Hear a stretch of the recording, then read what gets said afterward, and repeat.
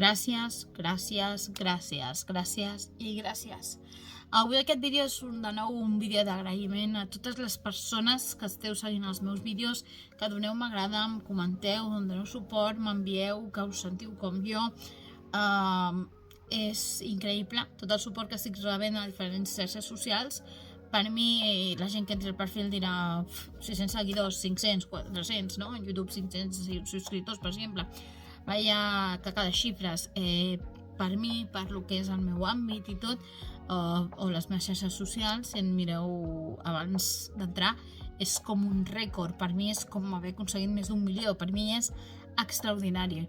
Siguin 1, siguin 100, siguin 500, sí, 1.000, totes les persones que han vist cada un dels vídeos, em segueixin o no, que m'han donat m'agrada i suport, gràcies, gràcies i gràcies.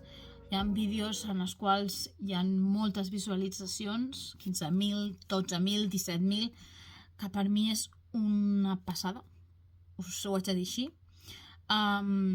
Hi ha moments en què sí, centro molt en lo negatiu, parlo de coses sempre molt fosques, molt negres, i el meu cap normalment pensa en negatiu el 99,99% de temps, però aquest petit percentatge que penso en positiu és gràcies a gran part a la gent que hi ha darrere d'aquestes pantalles, que m'anima a seguir donant la cara, parlant de la salut mental, no avergonyir-me del que tinc i sobretot escoltar-me sense jutjar-me, que és el que esteu fent dia rere dia.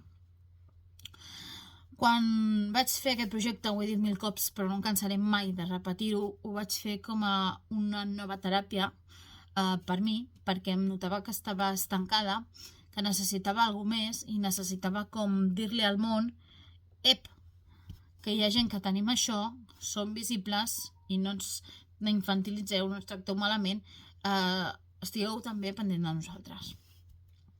Que nosaltres existim i no ens heu de jutjar.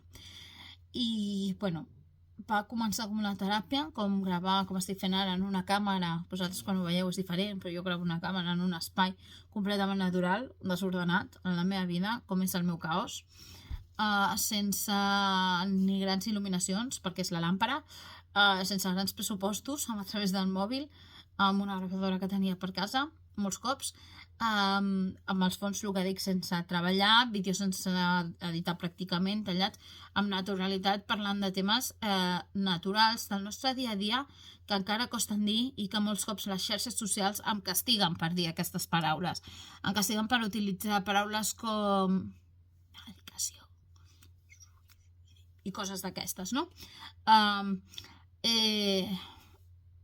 S'ha de visibilitzar, és a dir, passa, hi ha molta gent cada dia que està patint, la salut mental va en creixement, no creixen igual ni els recursos, ni els tractaments, ni els estudis entorn a això, seguim amb pràctiques o dinàmiques molt antigues, és a dir, hem evolucionat molt els trastorns perquè hem creat nous trastorns de salut mental o amb noves característiques i tecnologies causades també per la vida que portem de l'estrès, les xarxes socials, l'exposició, i el que és l'àmbit de la psiquiatria, que no és que no hagi avançat, seguim amb les mateixes medicacions, et donen medicacions d'altres malalties, com antiepilèptics, molts cops, perquè no existeixen fàrmacs per tractaments concrets de salut mental.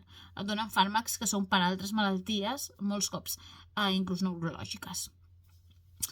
És molt important seguir divulgant de totes les maneres, perquè a poc hi hagi això. Més recursos, més inversió, servei de psicologia decent, que no hi hagi tantes llistes d'espera, perquè molts cops no tothom té una xarxa de suport que el pugui escoltar i necessita ser escoltat. Molts cops ho he dit i ho repetiré 1001 vegades, i amb això la majoria de persones que pateixen, han patit o inclús sense patir-ho estaran d'acord.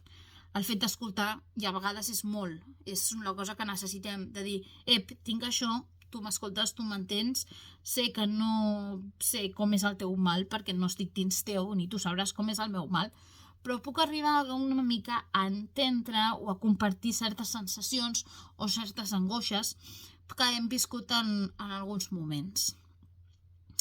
Un cop més, si torno a acabar reiterant les 1001 gràcies per estar allà, darrere d'aquestes pantalles, per divulgar la salut mental, per divulgar també el contingut en català, perquè ho faig també des de la naturalitat, que a vegades dic castellanismes, barbarismes, dic cada borrada, i ho dic natural com soc i faig sarcasme quan no toca i no m'avergonyeixo, ho he dit mai, ni de les cicatrius que tinc, ni de res, perquè formen part de la meva història.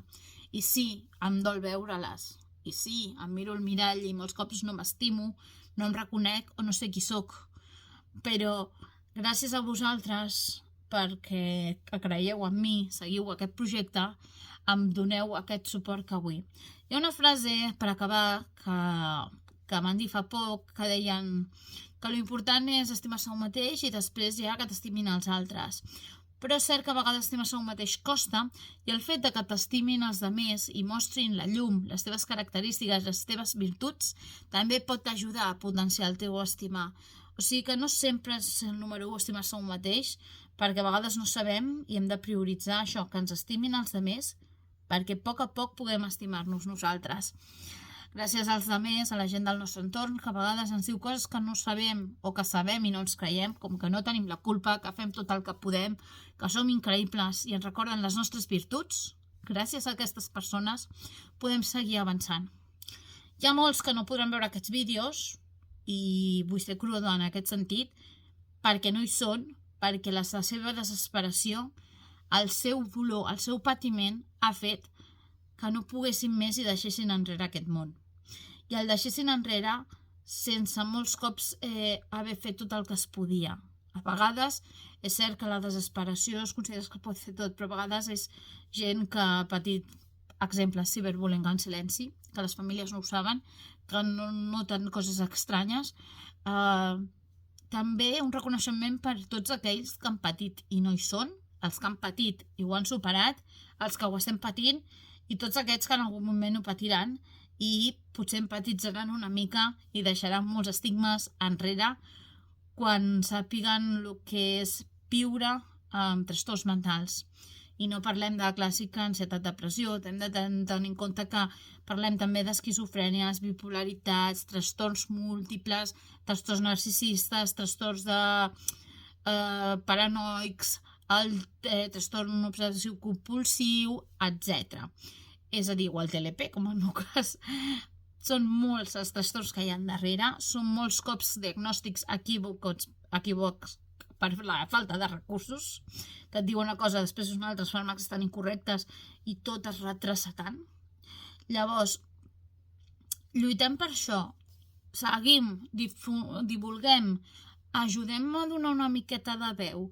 Sé que no farà molt un vídeo, ni 2, ni 3, ni jo sola, ni milers de persones, però sí que mica en mica ens anem esforçant, critiquem les mancances del sistema, ens expressem com ens sentim i fem que la gent pugui expressar-se lliurement sense ser jutjada, ja estarem fent molt. Gràcies, gràcies i gràcies. I ara sí, anem a pels 1000 seguidors?